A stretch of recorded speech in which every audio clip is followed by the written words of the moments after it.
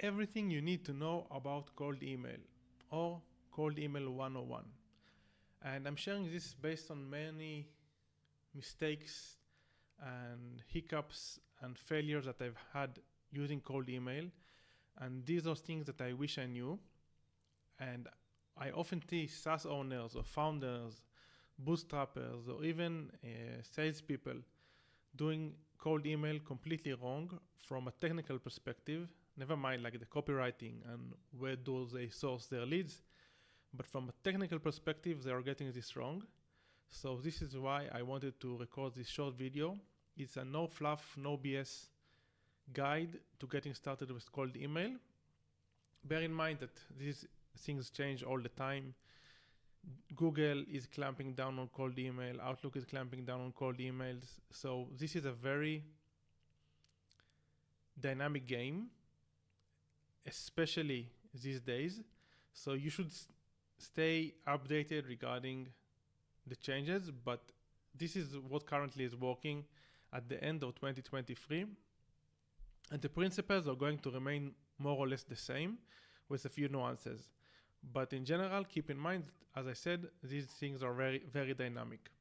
Now let's get started. So first of all, your first step, and this is something that many people do wrong, you must buy separated domains from the main domain that you have, because you don't want to burn your domain.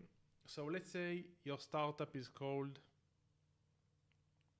emailme.com.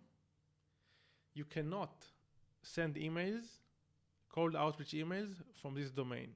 So what you need to do is buy new domains with similar names. So it could be called emailme/sales.com, emailmeoutreach.com, emailmeusa.com, whatever. Anything that looks kind of similar to your domain, but never use your own domain. This is the first thing. The second guideline regarding domains is don't buy the crappy and cheap domains. Always buy a .com domain, because these domains are less likely to be reported as spam and are more likely to land not in spam.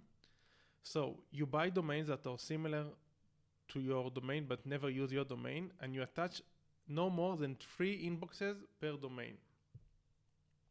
And now I want to show you like a very quick calculation with regards to how you scale this and what you should expect, like realistic numbers. And then we are going to go back to the rest of the setup and what you should expect. So this is a quick spreadsheet that I've created. So first, let's cover the costs of getting started in email marketing, cold email marketing. So we buy a .com domain, which would usually cost like $10. We buy it via Namecheap or whatever. We buy 3 inboxes per domain. We buy them via Gmail or via Outlook. And each email inbox is going to cost $6 monthly, unless you find like a reseller, which you can buy from him for like $3 monthly or $4. And you can send per day 25 emails. And this is excluding the warm-up. Now, the cost of leads, of 10K leads, is anywhere between $15 to $100. It really depends. But in general, if you go to Fiverr, Upwork, or any like cold email marketing group, you can find 10K targeted leads scraped from Apollo or exported from Apollo, verified for 10K. And the software cost is going to be anywhere, if you use like a lifetime deal, such as Mistrica, I think they are selling for like $130 lifetime, or you can use other software such as Instantly, which is going to cost, I think, $97 per month. These are the main costs. You also need to buy like an email verifier. You can buy Rion from AppSumo. It's a lifetime deal for, I don't know, $60 or less. It's a no-brainer. So these are like the costs. Now let's do like a quick breakdown of how much will it cost us to reach out to 10K leads, including 2 follow-ups. So for sending 30K emails per month, we need 40 inboxes because we are sending 25 emails daily for 30 days. This is basically the calculation. So in this case, the domain necessary, or we have like we need 40 inboxes, so we divide that by 3, and then we do like we always want a few more domains and inboxes warming up so that we don't actively send from them as backup. So let's say it's going to be 15 domains. So we have 15 domains, and we said each domain is $10. We have 45 inboxes, so this is $240 per month. The domains on a monthly basis is 150 divided by 12 is $12, and the SaaS, like let's say instantly, it's currently at $97 per month. So the sum is $350. If we want, we need to invest $350 per month if we want to reach out to 10,000 leads and do 2 follow-ups. So these are the costs involved. Many people start the game of cold email with less capital and less money available to invest, but then you won't necessarily be able to achieve the threshold of getting like replies. So although the ROAS in email marketing is very good, you need to take into account that it's also very competitive. Like anything that is easier to entry from like a technological standpoint, it becomes very crowded and competitive. So today, if you want to like see success based on what I'm seeing, you need to send a ton of volume. Now let's do a few calculations with regards to the funnel. So let's say we send out 30,000 emails per month. Let's assume that the open rate is 10%. This is pretty conservative, but it's easier to calculate. And I always prefer taking like the worst case scenario. So this is 3,000 people who are going to open our emails. 10% are going to respond. Let's say 300 left. 10% are going to book a call. So these are 30 people. And from 30 people that we speak with, 20% will convert. So this is 6 people. So this is pretty much what I think you should expect if you're doing this correctly. So you need to invest $350 in order to send 30,000 emails, and you will probably convert. I mean, you can never predict what will happen, but you should aspire to convert at least 6 prospects, in my opinion. And let's say you are selling for $1,000, high ticket, so it's going to be a pretty good ROI. Because you invested 350 and you got 6,000 back, which is awesome. So it's actually the other way around. 6,000 for 350. So this is the ROAS, which is pretty cool. Now, let's go back to the guidelines and what you should do next. So we saw the calculations. Now, we need to let the domain warm up for at least 7 days. And this is just because I've opened so many domains. I've opened a few domains. And since I started sending emails, even if it was warm-up emails pretty soon, like the day after I bought the domain, my emails immediately went to spam, although it was a warm-up. So I highly recommend being patient with this game, at least for the setup phase and the warming up setup phase. You should let the domains warm up for at least 7 days. In the meantime, you set up DKIM, SPF, MX records, all the stuff that you need to set up from a technical perspective per inbox. And there are many people on Fiverr that offer this service for like $5, $15 per inbox. This should be pretty cheap, and they know how to do this, although you can also learn it on your own. Next thing would be to forward all the subdomains, not subdomains, but the domains that you bought to your main inbox. because you want to see all, anyone. Let's say I'm sending the email from, we said, what's the name of the domain we said? mailme.com. This is the name of my website, but I'm sending out email from mailme-sales.com. So I want to forward anyone that arrives to mailme-sales.com, like looks me up in the URL. I want to forward all the traffic to my domain.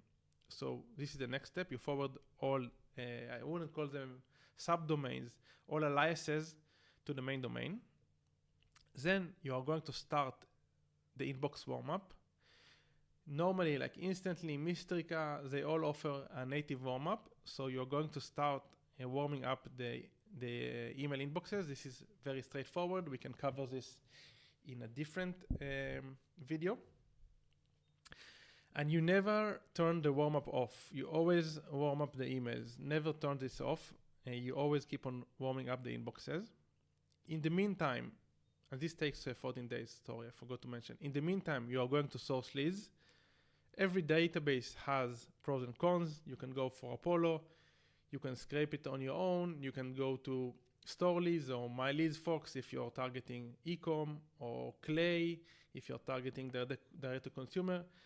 You can use Sales Navigator and do enrichment of emails. There are a lot of ways to get this done, and it's mostly about trial and error, trying to get the best leads and just iterate based on the response and the feedback that you're getting. One thing to keep in mind though, that if you are using the data sources that everybody else is using, so you should expect to get like a lot of negative responses and spam complaints, because you're basically competing over the same prospects. So you need to have like a very unique offer. This is why I like scraping and sourcing leads on my own, because then I'm probably not competing with most of the other people who are looking for the like easier route. Next, after we source the leads, we make sure that we verify the leads. We use any verifying tool. Rion, use Artemis, offers some sort of leads verification. But go with Rion, it would be the easiest. Afterwards, you start your campaigns with tracking enabled. And why is it important? Because at least when you get started, you want to get data. What do I mean by tracking enabled? Maybe I should explain this first. This means that you want to see click rate and open rate and get as much data as possible with regards to the performance of your campaign. Now, the downside of this is the fact that as soon as you have this type of tracking in the email, Gmail and Outlook and all like the inboxes of your prospects, they can tell that this isn't a personalized and personal email. They can tell this is a promotion email. So this increases the likelihood that your emails will go to spam. But on the other hand, you do want the data at least when you get started. So this is why you start your campaign with tracking enabled, and as soon as you are happy with the results, you disable the tracking. Next thing, you can add an unsubscribe link. It has pros and cons. The pros is the fact that it's easier for people to unsubscribe, and then they are less likely to report you as spam. The main con is the fact that it's annoying for people when they are not able to like click a button to unsubscribe, and then they need to report you as spam because this is the easiest, or block you because this is the easiest route for like the prospects who don't want to hear from you anymore to make sure that you don't contact them. So play around with this. No right or wrong. As I said, pros and cons for both. Next step, which is related, is with regards to email copy legal aspects. So every country, every region has different requirements that you need to strictly follow in order to not to be viewed as a spammer and not to have like any legal issues. So mostly, like in the US, you just need to have your address in the email, the name of the company, and offer an option to unsubscribe. Other countries might limit you to no follow-ups, or have like a consent from the prospect before you send them an email. So there are crazy stuff. Different countries like require different things. So you should research this before you get started. Like Google legal considerations when doing cold outbound, or ask ChatGPT, whatever you feel like, but don't overlook this and don't assume that all countries have the same requirements. Next, with regards to email copy. So you probably know this. It should be short. It should be value packed. I mean, you should focus on what's in it for them. Nobody cares about you. You're cold pitching them. They don't know nothing about you. You just need to show them the value. And have like a soft CTA. Can I send you an email? Can I send you a video explaining about the solution? Are you available tomorrow at 12 o'clock? So have a soft CTA. This is what is working better for me, but obviously you should test around. But like the consensus, the best practice is short and to the point, show the value, add a guarantee, and that's it. Now, many people think that they should send a video or a Loom on the first email, but you shouldn't, because when you have a link in your email, and this is the first interaction, this looks to like the inbox says, it looks to them like spam. So they are very likely to move you to the spam folder. So it's best not to have any links in your first cold outreach. Your main goal of the first outreach is get a response. It's not about converting them. It's not about getting a sales book. You just want a response to start the interaction. So based on what I'm seeing, you shouldn't send a Loom on the get-go. You should send a Loom only to people who already showed like some sort of interest. Next question. Should you personalize? Again, pros and cons to both. It really depends on how important is the prospect for you. If you're targeting like a very small audience and every deal is very, very, has a huge potential to make very good, very large amounts of money, so yeah, you should personalize. But if you're going for volume, you should find something in between. So it could be like a generic personalization. So let's say you're targeting skincare brands. You want to sell shorts video editing for skincare brands. So you source the leads in segments, and you have a segment of skincare brands using a Shopify store in New York, and then you put all of these leads in the same bucket, in the same campaign, and you say something related to the fact that you know that they are using Shopify and you know that they are based in New York. So this isn't exactly personalization, but it isn't as generic as just sending out like mass email to all skincare brands. Obviously, play around with this and see what works best for you, but this is like the happy medium between sending like mass email with no personalization, no segmentation, and no nothing, and the prospect feels, he knows, they know. And on the other hand, if you do it too personalized, you might waste a lot of energy and resources in the personalization, while the person might not necessarily be interested, and then you just wasted your time. You can obviously warm them up doing omnichannel, using LinkedIn, stuff like this, but we will not discuss this in this video. Another rule of thumb which helps is sending Gmails to Gmails and Outlooks to Outlooks. So if you buy 45 inboxes, you should split it between the main providers. So some should be Google and some should be Outlook. And when you send an email to prospects using an Outlook, you should use the Outlook inbox. And when you send an email to prospects using Google, you should use the Google inbox. And most of platforms already do this, like in the settings. You can choose this ability, and they do this for you. But I'm just sharing this with you because this is important. It increases the likelihood of you not landing in spam. Next question. Can you use personalized Gmails? Yes, you can use personal Gmails. And I'm not talking about targeting personal Gmails. I'm talking about buying aged accounts. These are accounts that someone created like a year ago or 2 years ago. And then you buy from them the password and the login details for the Gmail. And then you can connect it to your cold email service provider. And this is instead of buying, paying G Suite or Google Workspace like $6 per month, or paying Zoho. Zoho is relevant because they are clamping down on spammers and cold emailers. But if you're paying, let's say, Outlook, it costs also like $6 per month. So this is a monthly recurring expense. While if you buy these personal Gmails, you just pay once, and they are very cheap, and they do work, but it looks less professional because you're basically sending not from your domain and not for something that looks similar to your domain, but it's just a completely random Gmail.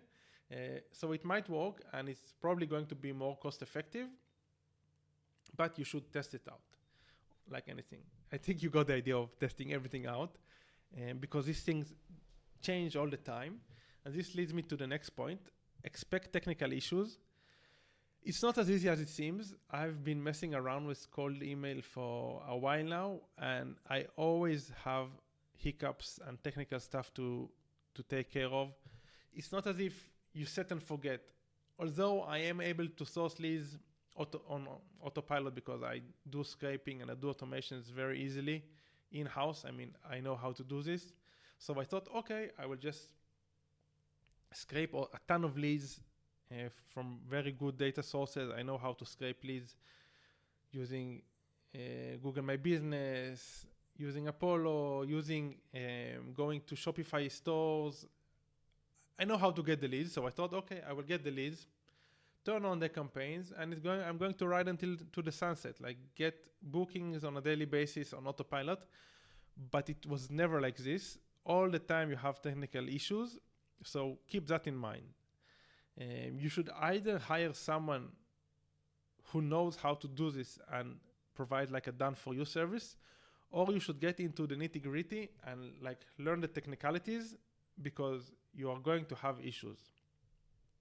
The next thing I want to discuss is the importance of follow-up.